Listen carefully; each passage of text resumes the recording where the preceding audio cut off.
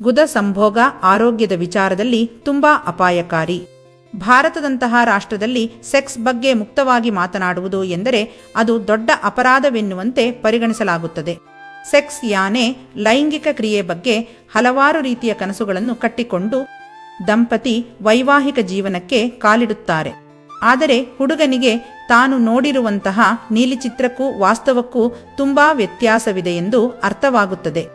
ಲೈಂಗಿಕ ಜೀವನವೆನ್ನುವುದು 4 ಗೋಡೆಗಳ ಮಧ್ಯೆ ನಡೆಯುವಂತಹ ಕ್ರಿಯೆ ಎಂದು ಇಂದಿಗೂ ಭಾರತೀಯರು ನಂಬಿದ್ದಾರೆ. ಇದರಿಂದಾಗಿಯೇ ಕೆಲವರು ಎಳೆ ವಯಸ್ಸಿನಲ್ಲೇ ಗರ್ಭ ಧರಿಸುತ್ತಾರೆ ಮತ್ತು ಇತರ ಕೆಲವು ಲೈಂಗಿಕ ರೋಗಗಳಿಗೆ ಗುರಿಯಾಗುವರು. ವೈವಾಹಿಕ ಸಂಬಂಧದಲ್ಲಿ ಲೈಂಗಿಕ ಕ್ರಿಯೆ ಕೂಡ ಅತಿ ಅಗತ್ಯ. ಸಂಬಂಧವನ್ನು ಹಿಡಿದಿಟ್ಟುಕೊಳ್ಳುವುದೇ ಈ ದೈಹಿಕ ಆಕರ್ಷಣೆ. ಇದು ಇಲ್ಲವೆಂದಾದರೆ ವೈವಾಹಿಕ ಜೀವನ ಕೂಡ ಬೋರ್ ಹೊಡೆಸಿಬಿಡುವುದು. ಆದರೆ ಕೆಲವರು ಲೈಂಗಿಕ ಕ್ರಿಯೆಯಲ್ಲಿ ಹೊಸ ಹೊಸ ಪ್ರಯೋಗಗಳನ್ನು ಮಾಡುತ್ತಾ ಇದನ್ನು ಆನಂದಿಸುತ್ತಿರುವರು. ಕೆಲವು ದಂಪತಿ ಗುದ ಸಂಭೋಗದ ಮೂಲಕವಾಗಿ ತಮ್ಮ ಸಂಬಂಧವನ್ನು ಉಳಿಸಿಕೊಂಡು ಹೋಗುತ್ತಿದ್ದಾರೆ. ಯೋನಿ ಸಂಭೋಗ ಮತ್ತು ಗುದ ಸಂಭೋಗಕ್ಕೆ ತುಂಬಾ ವ್ಯತ್ಯಾಸವಿದೆ. ಗುದ ಸಂಭೋಗವು ಭಾರತದಲ್ಲಿ ಅನೈಸರ್ಗಿಕ ಮತ್ತು ಕೆಲವರಿಗೆ ಧರ್ಮಕ್ಕೆ ವಿರುದ್ಧವಾಗಿರುವುದು ಎಂದು ಭಾವಿಸಿದ್ದಾರೆ. ಇದರಿಂದಾಗಿ ಗುದ ಸಂಭೋಗ ಮಾಡುವ ಮೊದಲು ನೀವು ಕೆಲವೊಂದು ವಿಚಾರಗಳನ್ನು ತಿಳಿದುಕೊಳ್ಳುವುದು ಅತಿ ಅಗತ್ಯ. ಕೆಲವೊಂದು ಪುಸ್ತಕಗಳಲ್ಲಿ ಮತ್ತು ಸಾಮಾಜಿಕ ಜಾಲತಾಣಗಳಲ್ಲಿ ಇದರ ಬಗ್ಗೆ ನೀವು ಓದಿರಬಹುದು. ಆದರೆ ಇದು ಕೇವಲ ಕಟ್ಟುಕತೆಗಳು. ಇವುಗಳನ್ನು ಯಾವತ್ತಿಗೂ ನಂಬಬಾರದು. ಗುದದ್ವಾರದಿಂದ ಉಂಟಾಗುವ ಕೆಲವೊಂದು ಆರೋಗ್ಯ ಸಮಸ್ಯೆಗಳ ಬಗ್ಗೆ ನಾವಿಲ್ಲಿ ತಿಳಿಸಲಿದ್ದೇವೆ. ಅದನ್ನು ತಿಳಿದುಕೊಳ್ಳಿ.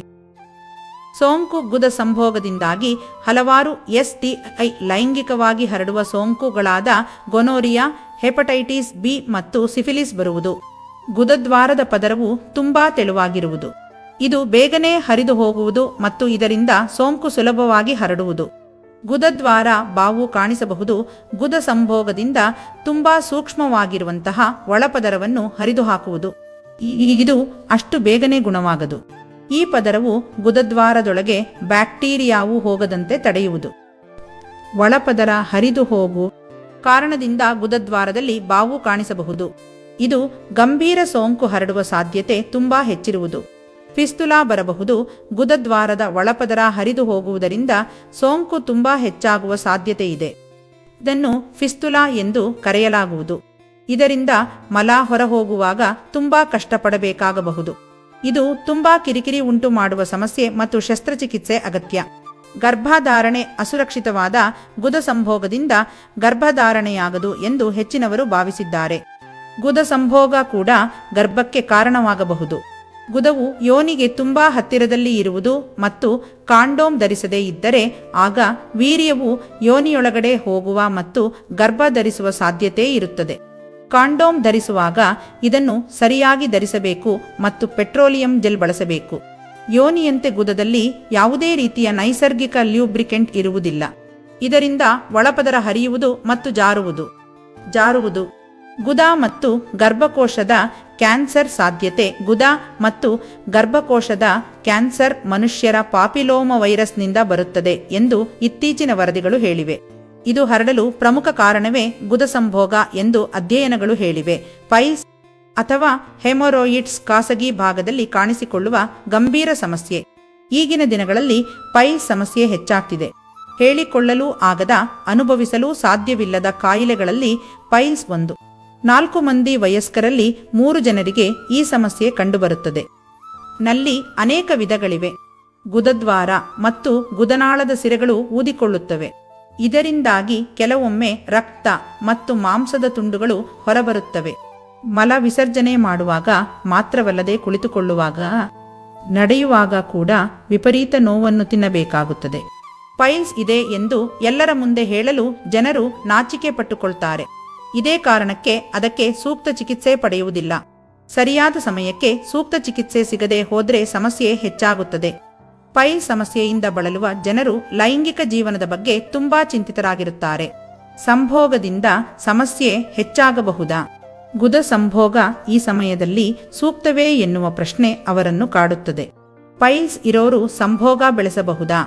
ಪೈಲ್ಸ್ನಿಂದ ಬಳಲುವ ವ್ಯಕ್ತಿ ಆರಾಮವಾಗಿದ್ದರೆ, ಯಾವುದೇ ನೋವಿಲ್ಲದೆ ಹೋದಲ್ಲಿ ಸಂಭೋಗ ಬೆಳೆಸಲು ಯಾವುದೇ ಸಮಸ್ಯೆ ಇಲ್ಲ. ಆದರೆ ಸಂಭೋಗದ ನಂತರ ರಕ್ತಸ್ರಾವವಾಗ್ತಿದ್ದರೆ ಇದರಿಂದ ದೂರವಿರುವುದು ಒಳ್ಳೆಯದು. ಮಹಿಳಾ ಸಂಗಾತಿಗೆ ಪೈಲ್ಸ್ ಇದ್ದು ಸಂಭೋಗ ಬೆಳೆಸಿದಾಗ ವಿಪರೀತ ನೋವಾಗ್ತಿದ್ದರೆ ಲೈಂಗಿಕ ಸಂಪರ್ಕ ಬೆಳೆಸಬಾರದು. ಮಹಿಳಾ ಸಂಗಾತಿ ಯಾವುದೇ ಕಾರಣಕ್ಕೂ ಗುದ ಸಂಭೋಗ ಬೆಳೆಸಬಾರದು.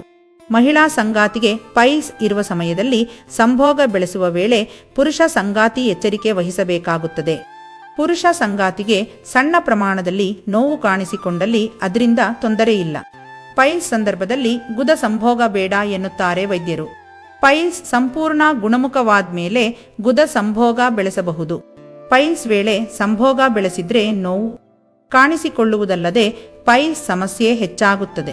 ಪೈಲ್ಸ್ಗೆ ಚಿಕಿತ್ಸೆ ಪಡೆಯುತ್ತಿರುವವರು ನೀವಾಗಿದ್ದರೆ ವೈದ್ಯರ ಬಳಿ ಸಂಭೋಗ ಬೆಳೆಸುವ ಬಗ್ಗೆ ಮಾಹಿತಿ ಪಡೆಯಬೇಕು. ವಾರದಲ್ಲಿ 1 ಬಾರಿ ಮಾತ್ರ ಸಂಭೋಗ ಬೆಳೆಸಬಹುದು. ವೈದ್ಯರು ದೈಹಿಕ ಕ್ರಿಯೆಗೆ ಒಪ್ಪಿಗೆ ನೀಡಿದಲ್ಲಿ ಮಾತ್ರ ಸಂಬಂಧ ಬೆಳೆಸಬೇಕು. ಆಗ್ಲೂ ಸಾಧಾರಣ ಭಂಗಿಯನ್ನು ಮಾತ್ರ ಬಳಸಬೇಕು ಎಂದು ವೈದ್ಯರು ಹೇಳ್ತಾರೆ. ಸಂಭೋಗದಿಂದ ಪೈಲ್ಸ್ ಹರಡುತ್ತಾ? ಪೈಲ್ಸ್ ಸಾಂಕ್ರಾಮಿಕ ರೋಗವಲ್ಲ. ಹಾಗಾಗಿ ಸಂಭೋಗದ ನಂತರ ಈ ರೋಗ ಇನ್ನೊಬ್ಬ ಸಂಗಾತಿಗೆ ಹರಡುವುದಿಲ್ಲ. ಪೈಲ್ಸ್ಗೆ ಕಾರಣ? ಪೈಲ್ಸ್ ಸಮಸ್ಯೆಯು ಅಸಮತೋಲಿತ ಜೀವನ ಶೈಲಿಯ ಪರಿಣಾಮವಾಗಿದೆ. ನೀವು ಹೆಚ್ಚು ಎಣ್ಣೆಯುಕ್ತ ಮಸಾಲೆಯುಕ್ತ ಆಹಾರವನ್ನು ಸೇವಿಸಿದರೆ ಅಥವಾ ಮದ್ಯ ಮತ್ತು ಧೂಮಪಾನವನ್ನು ಮಾಡಿದರೆ ಈ ರೋಗ ಕಾಣಿಸಿಕೊಳ್ಳುತ್ತದೆ. ಮಲಬದ್ಧತೆ ಇದಕ್ಕೆ ಮುಖ್ಯ ಕಾರಣವಾಗುತ್ತದೆ. ದೀರ್ಘ ಸಮಯ ಒಂದೇ ಕಡೆ ಕುಳಿತುಕೊಳ್ಳುವುದರಿಂದಲೂ ಪೈಲ್ಸ್ ಕಾಣಿಸಿಕೊಳ್ಳುತ್ತದೆ. ಪೈಲ್ಸ್ ಎಷ್ಟು ದಿನಗಳಲ್ಲಿ ಗುಣವಾಗುತ್ತದೆ? ಸಾಮಾನ್ಯವಾಗಿ ಈ ಸಮಸ್ಯೆ 2 ರಿಂದ 3 ದಿನಗಳಲ್ಲಿ ಗುಣವಾಗುತ್ತದೆ. ಅದಕ್ಕೆ ನೀವು ಸೇವಿಸುವ ಆಹಾರ ಮುಖ್ಯವಾಗುತ್ತದೆ. ಆದರೆ ಇದಕ್ಕಿಂತ ಹೆಚ್ಚು ಕಾಲ ಈ ಸಮಸ್ಯೆ ಮುಂದುವರಿದರೆ ಕೂಡಲೇ ವೈದ್ಯರನ್ನು ಕಾಣಬೇಕು. ಹಸಿರು ತರಕಾರಿ, ಹಣ್ಣು ಹಾಗೂ ಸಾಕಷ್ಟು ನೀರು ಸೇವನೆ ಮಾಡುವುದು ಮುಖ್ಯವಾಗುತ್ತದೆ. ನಮ್ಮ ವಿಡಿಯೋ ನಿಮಗೆ ಇಷ್ಟವಾದರೆ ಒಂದು ಲೈಕ್ ಕೊಟ್ಟು ನಮ್ಮ ಚಾನೆಲ್ ಅನ್ನು ಸಬ್ಸ್ಕ್ರೈಬ್ ಮಾಡಿಕೊಳ್ಳಿ. ಧನ್ಯವಾದಗಳು.